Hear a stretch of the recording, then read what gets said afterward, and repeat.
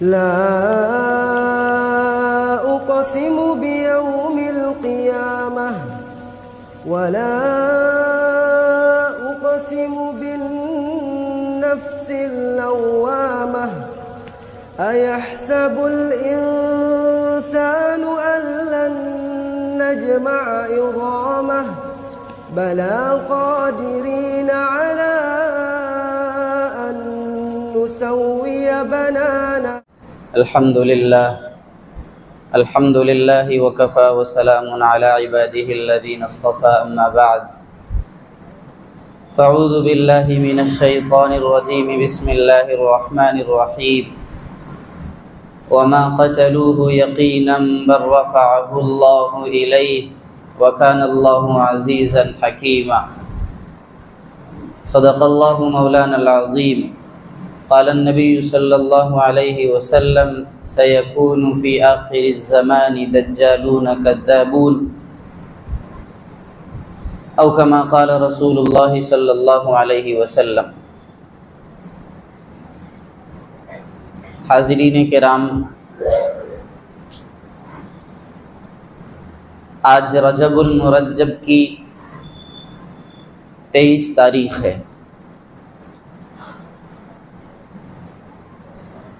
अल्लाह तबारक व तआला ने और अल्लाह के रसूल सल्लल्लाहु अलैहि वसल्लम ने इस दुनिया को चलाने के लिए औक़ात मुतय्यन फरमाए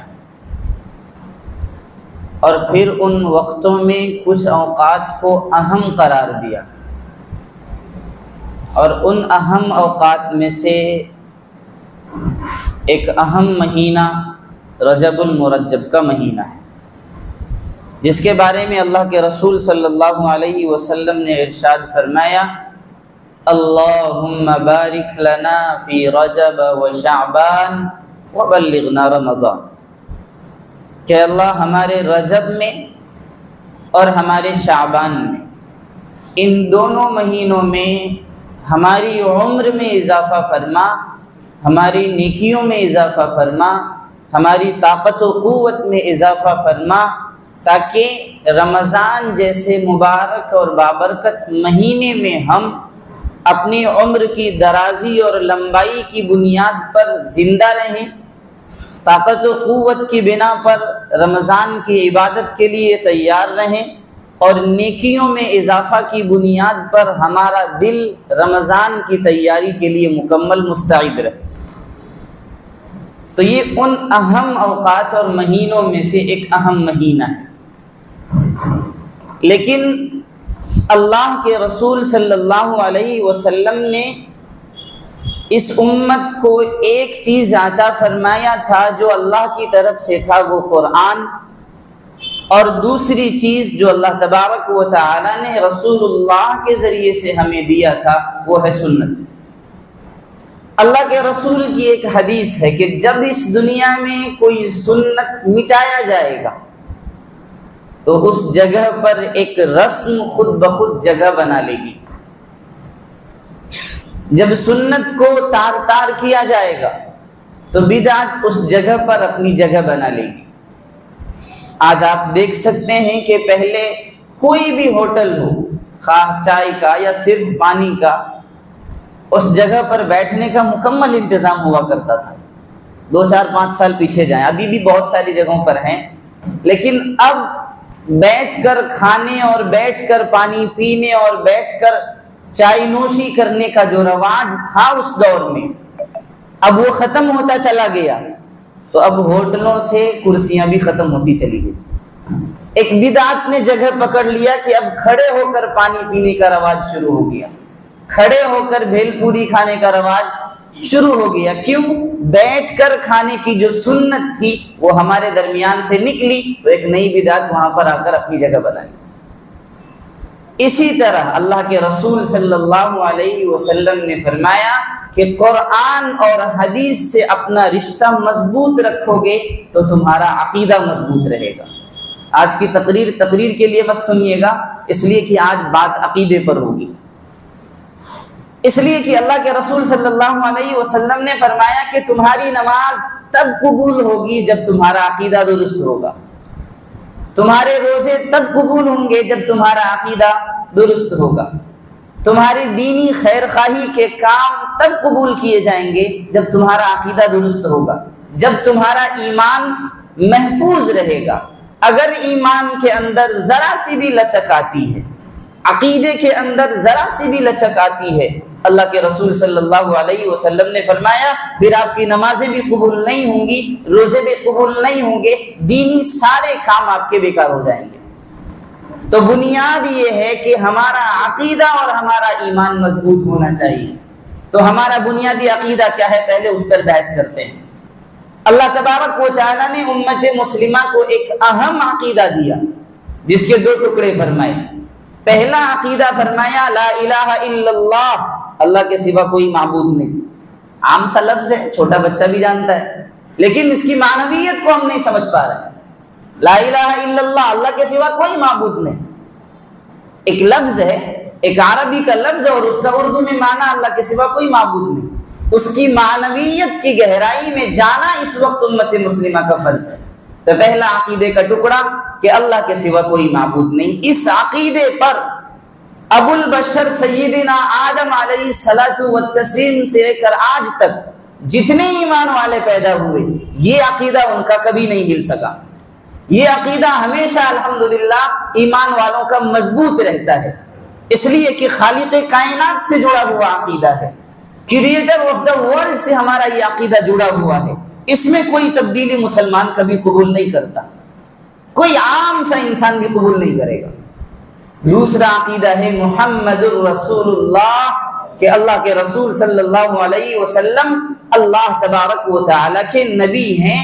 मोहम्मद सल्लल्लाहु अलैहि वसल्लम अल्लाह के पैगंबर हैं, मैसेंजर हैं, रसूल हैं।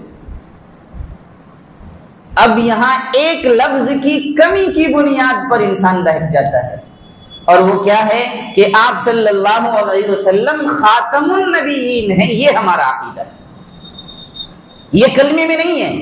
मुहम्मदुर रसूलुल्लाह में सिर्फ अल्लाह ताला ने ये बतलाया कि मोहम्मद सल्लल्लाहु अलैहि वसल्लम वो मेरे मैसेंजर हैं, वो हमारे पैगाम्बर हैं, वो हमारे रसूल हैं, बस इतना सा बतलाया।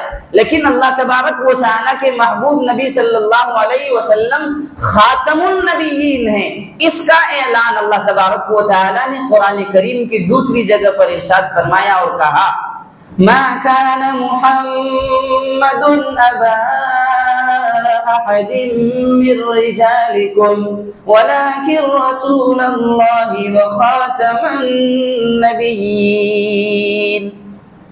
अल्लाह तबारक व तआला ने फरमाया कि मेरा जो महबूब है, मेरे जो पैगंबर हैं, मेरे जो मैसेंजर हैं, वो सिर्फ मेरे रसूल और पैगंबर नहीं हैं, बल्कि खातमुन नबिय्यीन हैं।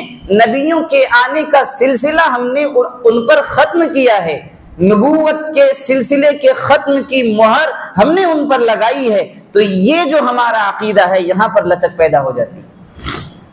1984 में से लेकर आज तक लोग ऐसे पैदा हो रहे हैं और पनप रहे हैं जिन्होंने नबी पाक सल्लल्लाहु अलैहि वसल्लम के खातमुन नबिय्यीन होने का इनकार तक कर दिया।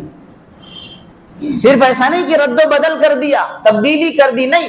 ला इलाहा इल्लल्लाह एक ही गली है, आना पड़ेगा अगर किसी को अच्छा बनाने के लिए तो वही एक गली, बुरा बनाने के लिए तो वही एक गली, लेकिन वो अकीदा हमारा साफ सुथरा है। इस बुनियाद पर उस गली से हमारे ईमान पर कोई भी डाका जनी नहीं कर सकता। लेकिन मुहम्मदुर रसूलुल्लाह में खातमुन नबिय्यीन का जो एक लफ्ज था, वो लफ्ज अल्लाह तबारक व तआला ने दूसरी जगह पर बयान फरमाया। इसलिए इस गली में दुश्मनों को सरका जनी और चोरी और डाका जनी और ईमान को बर्बाद करने की थोड़ी सी गुंजाइश मिल जाती है। चुनांचे एक दौर ऐसा आया जब पंजाब के एक जगह से एक शख्स जिसका नाम मिर्जा गुलाम अहमद कादियानी होता है, वो आता है और वो कहता है कि मैं ही मसीह मौऊद हूँ, मैं ही इमाम मेहदी हूँ और मैं ही ईसा इब्ने मरियम हूँ। सारी चीजों का उन्होंने रद्दो बदल करके खुद को मजमुआ करार दे दिया। और ऐसे ऐसे अपने आप को अलकाब दिए कि नतीजा ये हुआ कि जेलें भी काटी और उसके बाद ऐसी जगह पर उनका इंतकाल हुआ कि नाउजुबिल्लाह। क्यों?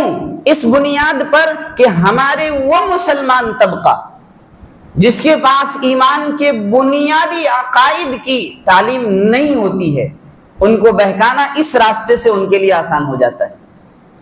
लेकिन उलमाए देवबंद या उलमाए अहले सुन्नत वल जमात या दीन की बेहतर इल्म रखने वाले उलमाए किराम उन तमाम दुश्मनाने इस्लाम का ताक़ुब हर दौर में करते हैं। इसी तरह का एक और फितना इस दौर में उभरता हुआ नजर आ रहा है, और वो फितना है फितने शकीलियत का फितना। शकीली फितना एक अहम इतना बड़ा फितना है कि अगर देखा जाए तो मिर्जा गुलाम अहमद कादियानी तक जितने फितने इस मामले के बुनियाद पर उठे थे, उसमें अल्लामा अनवर शाह कश्मीरी ने फरमाया कि इनसे बड़ा फितना दूसरा कोई और नहीं था। इसी तरह इस दौर के तमाम फितनों में सबसे बड़ा फितना फितने शकीलियत है। बुनियाद ये है इसके सबसे बड़ा फितना होने की कि इन्होंने तीन ऐसी चीजों को इजमा के तौर पर खुद के अंदर जमा फरमा दिया, जिसको कुरान और हदीस के एतबार से अगर देखा जाए तो तीनों अलग अलग चीजें। अल्लाह के रसूल सल्लल्लाहु अलैहि वसल्लम ने एक हदीस में बयान फरमाया कि वो उम्मत कभी गुमराह नहीं हो सकती जिसके शुरू में खुद मैं मौजूद हूं, जिसके आखिर में ईसा इब्ने मरियम मौजूद हों और जिसके दरमियान में इमाम मेहदी मौजूद हों। ये तीन अफराद इब्तिदा, औसत और इंतहा में मौजूद हों और वो उम्मत गुमराह हो जाए, इम्पॉसिबल। ये अल्लाह के रसूल सल्लल्लाहु अलैहि वसल्लम का फरमान है। उसके बावजूद भी एक शख्स ऐसा है जो खुद को मसीह मौऊद होने का या इमाम मेहदी होने का और ईसा इब्ने मरियम होने का और दज्जाल के जाहिर हो जाने का, इन सारी चीजों का दावा उन्होंने कर रखा है। अब उलमाए अहले सुन्नत वल जमात की ये जिम्मेदारी बनती है कि जब जब खत्म नबूवत के खिलाफ कोई सर उभरता है, उलमाए अहले सुन्नत वल जमात उसको कुचलने की पूरी कोशिश करते हैं। सबसे आम दलील, इमाम मेहदी एक ही बार जाहिर होंगे। एक आम सी बात आपसे कर रहा हूं, इमाम मेहदी एक बार ही जाहिर होंगे, ईसा इब्ने मरियम एक बार ही आएंगे, दज्जाल का ज़ुहूर एक बार होगा। और अब तक 9 लोगों ने इन तमाम चीजों का दावा कर दिया है। कितने लोगों ने? अब आप जरा सोच लीजिए कि ज़ुहूर एक बार होना है, लेकिन दावे अब तक 9 हो चुके हैं और सब मर चुके हैं। एक और शख्स जिंदा रहकर अपने आप को इन तमाम चीजों का मजमुआ करार देता है। क्या ये सही हो सकता है कभी जिंदगी में? यहीं से शकीलियत का फितना दब जाता है, खत्म हो जाता है। लेकिन उसके बावजूद उलमा अहले सुन्नत सिर्फ अकली दलील पर इक्तिफा नहीं करते, बल्कि दलाइल हदीस और इजमा, क़यास और कुरान व हदीस, इन तमाम दलाइल से बहस करते हैं। इसलिए हमने कहा कि अल्लाह के रसूल सल्लल्लाहु अलैहि वसल्लम ने फरमाया, शुरू में मैं हूं, दरमियान में इमाम मेहदी हैं और आखिर में ईसा इब्ने मरियम है। तीनों फर्द अलग अलग हो गए। कौन बयान कर रहे हैं? हम सब के आका व मौला मोहम्मद अरबी सल्लल्लाहु अलैहि वसल्लम। अब अगर कोई शख्स ये कहता है कि मैं इमाम मेहदी भी हूं और मैं ईसा इब्ने मरियम भी हूं, ये अक्ल मानने के लिए तैयार होती है? कभी नहीं। यहां से भी उनकी दलील कमजोर नहीं बल्कि टूट जाती है, खत्म हो जाती है। तीसरी बात, जो अल्लाह के रसूल सल्लल्लाहु अलैहि वसल्लम ने इमाम मेहदी के ज़ुहूर के अलामात बयान फरमाए हैं, ईसा इब्ने मरियम अलैहिस्सलाम के ज़ुहूर के जो अलामात बयान फरमाए हैं, उन तमाम चीजों को सामने रखकर जब इस शकील का और शकील इब्ने हनीफ का ताक़ुब किया जाता है तो हर जगह पर यह खत्म नजर आता है। पहली चीज, अल्लाह के रसूल सल्लल्लाहु अलैहि वसल्लम ने बयान फरमाया कि इमाम मेहदी का नाम मुहम्मद होगा, इस कमबख्त का नाम शकील है। क्या नाम है? आप जरा सोचें, अल्लाह के रसूल सल्लल्लाहु अलैहि वसल्लम ने पहली अलामत बयान फरमाई कि इमाम मेहदी का नाम मुहम्मद होगा, मेरे नाम पर होगा। इसका नाम मुहम्मद नहीं है, शकील है। दूसरी अलामत, अल्लाह के रसूल सल्लल्लाहु अलैहि वसल्लम ने बयान फरमाया कि इमाम मेहदी का नाम मोहम्मद और उनके अब्बा का नाम मेरे अब्बा के नाम पर अब्दुल्ला होगा। इनके अब्बा का नाम हनीफ है, वो सैयद खानदान से होंगे, ये खान हैं। चौथी अलामत, अल्लाह के रसूल सल्लल्लाहु अलैहि वसल्लम ने बयान फरमाया कि वो मेरी बेटी फातिमा के खानदान से होगा और इनकी अम्मी का नाम खुशतरी बेगम है। समझ में आ रही बातें? ये आम सी दलील आपके सामने पेश कर रहा हूं। कुरान और हदीस अभी बहुत दूर है।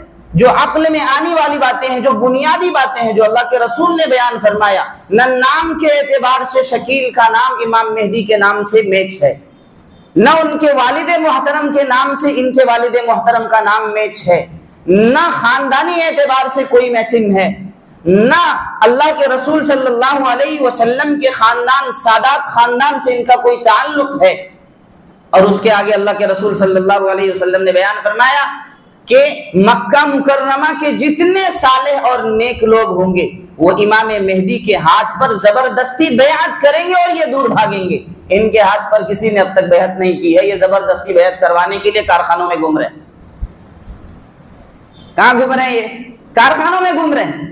इससे पता चला कि इन तमाम दलाइल को अगर हम अपनी नजर में रखें, अपनी अक्ल की बुनियाद पर इसको सोचें, तो ये फितने शकीलियत हमारे दरमियान आने से बहुत दूर हो जाएगा। अभी उलमाए सूरत का जोड़ था ऊन पाटिया में, वहां पर एक आलिम दीन ने रुदाद पेश करते हुए बयान फरमाया कि अब तक ऊन में 500 लोग शकीलियत के शिकार हो चुके हैं, जबकि सूरत और गुजरात उलमा का गढ़ है। इसके बावजूद भी ये फितना इतनी तेजी से उभर रहा है। पूरी सूरत की रुदात जब देखी जाएगी तब क्या आलम होगा। इससे पता चला कि हमारा वो तबका जो दीन से थोड़ा दूर हो चुका है, उनके दरमियान ये अपनी शकीलियत के फितने को कितने जोर से फैला रहे। अब दूसरी बात याद रखें कि दज्जाल का ज़ुहूर इमाम मेहदी के ज़ुहूर के बाद होगा। इमाम मेहदी का पहले ज़ुहूर होगा, उसके बाद दज्जाल का ज़ुहूर होगा। अब तक दज्जाल का ज़ुहूर नहीं हुआ और ये अब मरने की उम्र पे है। दज्जाल का ज़ुहूर अभी तक। अब इससे किसी ने पूछा कि इमाम मेहदी के आने के बाद तो दज्जाल आएंगे और दज्जाल के माथे पर लिखा होगा काफिर। अभी तक तो कोई दज्जाल ऐसा नजर आया नहीं जिसके पेशानी पर काफिर लिखा हो। तो इसने रद्दो बदल करते हुए कहा कि अमेरिका और फ्रांस, ये दोनों मुल्क क्या हैं? दज्जाल है। ये शकील इब्ने हनीफ तावील करते हुए बयान कर रहा है कि अमेरिका और फ्रांस ये दोनों क्या हैं? दज्जाल हैं। तो भाई इनकी पेशानी पर काफिर कहाँ है? तो इसने कहा अमेरिका, तो अमरी को छोड़ दो और का को लो, और फ्रांस उसके नून सीन को गायब कर दो और फारा को ले लो। क्या बन गया दरमियान में? काफिर। क्या बना? इस तरह से आकली बातें करके लोगों को अपनी तरफ लुभा रहे हैं, जबकि अल्लाह के रसूल सल्लल्लाहु अलैहि वसल्लम का फरमान है कि दज्जाल एक शख्सियत का नाम है, वो एक शख्स दुनिया में जाहिर होगा, कोई मुल्क नहीं होगा। और इनका अब दूसरा सवाल होता है कि दज्जाल का एक आंख बिल्कुल सपाट होगा, यानी वो एक आंख से अंधा होगा, उसके पास सिर्फ एक आंख होगी। इसका क्या जवाब है आपके पास? तो शकील इब्ने हनीफ कहता है कि सैटेलाइट को जानते हो? तो अमेरिका के पास, हर मुल्क के पास एक सैटेलाइट होता है, वो उसका एक ही आंख होता है। वो क्या है? दज्जाल की आंख है। यानी आंख अलग चीज, दज्जाल दो मुल्क अलग अलग चीज, और उसके ऊपर जो काफिर लिखा होगा वो दो अलग अलग मुल्क के नामों का दो अलग अलग जुज। इस तौर पर उन्होंने तीन अलग अलग चीजों के मजमूए को दज्जाल बना दिया, जबकि हकीकत यह है कि अल्लाह तबारक व तआला के महबूब नबी ने फरमाया इमाम मेहदी के ज़ुहूर के बाद एक शख्स दज्जाल नाम का आएगा, वो एक आंख से अंधा होगा, उसकी पेशानी पर काफिर लिखा होगा और वो लोगों पर जुल्म बर्बरियत कर रहा होगा। ऐसे मौके पर जामे मस्जिद दिमश्क के मशरिकी दरमियान से 10 मशरिकी मीनारे पर से हजरत ईसा अलैहिस्सलाम को अल्लाह तबारक व तआला उतारेंगे उस दज्जाल के खात्मे के लिए। और दूसरी बात कि इमाम मेहदी जिंदा कितने दिन रहेंगे, तो उलमा ने लिखा और इस किताब में भी लिखा हुआ है कि इमाम मेहदी इस दुनिया में कम से कम 7 साल ज्यादा से ज्यादा 9 साल जिंदा रहेंगे और उसके बाद इस दुनिया से चले जाएंगे। इस कम वक्त के अब तक 43 प्लस हो चुके हैं। अब जरा सोचने की बात है कि अहादीस में जो चीजें अल्लाह के रसूल ने पहले बयान फरमा दी, उन तमाम चीजों को काट कर बातिल हमारे दरमियान आ जा रहा है और हम बातिल के इन तमाम चीजों को, प्रोपेगेंडा को नहीं समझ पा रहे। इसका मतलब ये हुआ कि या तो हम मुजरिम हैं या आप मुजरिम। हम इस बुनियाद पर मुजरिम हैं कि हमने दीन को सही तौर पर आप तक पहुंचा नहीं पाए, और आप इसलिए मुजरिम हैं कि दीन सीखने के लिए आप उलमा तक नहीं पहुंचे। नतीजा ये हुआ कि एक तीसरा शख्स फितना बनकर हमारे दरमियान आकर हमारे ईमान में डाकाजनी कर रहा है। तो मुजरिम हम भी हैं इसलिए कि दीन का इल्म हमारे पास था, हम आप तक नहीं पहुंचा पा रहे। आप भी हैं क्योंकि दीन का सीखना और अपने ईमान की हिफाजत करना आप पर फर्ज और लाजिम है। आप अपने दीन को सीखने के लिए उलमा तक नहीं आ रहे। हम दोनों के इस जुर्म की बुनियाद पर एक फितना हमारे दरमियान उभर रहा है और हमारे बहुत से मानूस लोग, और आप सुने मुंबई से एक मुफ्ती साहब आए थे, उन्होंने मुहाजरा पेश करते हुए बयान किया कि एक जगह पर एक शख्स मजमे में मौजूद था, एक आलिम बयान कर रहे हैं। उस शख्स ने खड़े होकर एक सवाल किया और कहा कि मैं 5 या 6 साल का, उन्होंने लफ्ज इस्तेमाल किया था कि 5 या 6 साल तक मैं शकीली बनकर रहा और मैं वो इंसान हूं कि हर जुमा को पहली सफ में आकर अपने इमाम साहब के शुरू से लेकर आखिर तक का बयान सुनता हूं। उसके बावजूद भी कभी भी हमारे इमाम साहब ने इस फितने के बारे में इस मिंबर से गुफ्तगू नहीं किया। नतीजा ये हुआ कि दूसरे लोगों ने आकर मुझे बहकाया और मैं शकीली बन गया और 5-6 साल तक मैं शकीली रहा। अब अल्हम्दुलिल्लाह किसी आलिम से राब्ता हुआ और मैं तौबा करके इधर आया हूँ। अगला लफ्ज इस्तेमाल किया कि मैं क़यामत के दिन अपने इमाम साहब का दामन पकड़ूंगा कि मैं हर जुमा को आपकी पूरी बात सुना करता था और ये हमारे इस्लाम पर और ईमान पर डाकाजनी करने वाले लोग हमारे दरमियान हमारे ईमान को छीन कर चले गए और आपने निशानदेही तक नहीं फरमाई। इसलिए मैंने कहा कि मुजरिम मैं भी हूं, लेकिन कहीं ना कहीं मुजरिम आप भी हैं। अगर हम दीन आप तक नहीं पहुंचा पाए तो आप भी तो दीन सीखने के लिए उलमा तक आ सकते हैं। इसलिए इस फितने शकीलियत को रोकना हम सब की जिम्मेदारी और लाजिम है। और ये आम सी बातें याद रखें, जब भी कोई आपके सामने आए कि ये इमाम मेहदी है तो पूछिए नाम तो शकील का नहीं, मेरे इमाम मेहदी का नाम मोहम्मद होगा। आपके अब्बा का नाम क्या है तो हनीफ, तो मेरे इमाम मेहदी के अब्बा का नाम अब्दुल्ला होगा। आपके खानदान का तारुफ क्या है खुशतरी बेगम, नहीं, हमारे इमाम मेहदी का खानदानी पहचान हजरत फातिमा ज़हरा रज़ी अल्लाह तआला अन्हा होंगी। आपके हाथ पर किसी मक्का के लोगों ने अभी तक बयात किया है? नहीं, इमाम मेहदी पर जबरदस्ती बयात वो लोग करेंगे क्योंकि उन्हें वो पहचान जाएंगे। और दूसरी चीज कि आपने खुद को इमाम मेहदी भी कह दिया जिसका कोई आपके पास पहचान और प्रूफ नहीं है। और दूसरी चीज आपने ईसा इब्ने मरियम भी खुद को कह दिया। अब कुरान का लफ्ज सुनिए, कुरान कहता है क़ाल ईसा इब्नु मरियम अल्लाहुम्मा रब्बना, कि अल्लाह तबारक व तआला ने ईसा अलैहिस्सलाम को कभी भी उनके बाप का नाम लेकर नहीं पुकारा। क्यों? इसलिए कि उनके बाप ही नहीं थे। हजरत जिब्राइल अलैहिस्सलाम ने एक फूंक मारी थी और मरियम अलैहिस्सलाम के बतन मुबारक से ईसा अलैहिस्सलाम की विलादत हुई थी।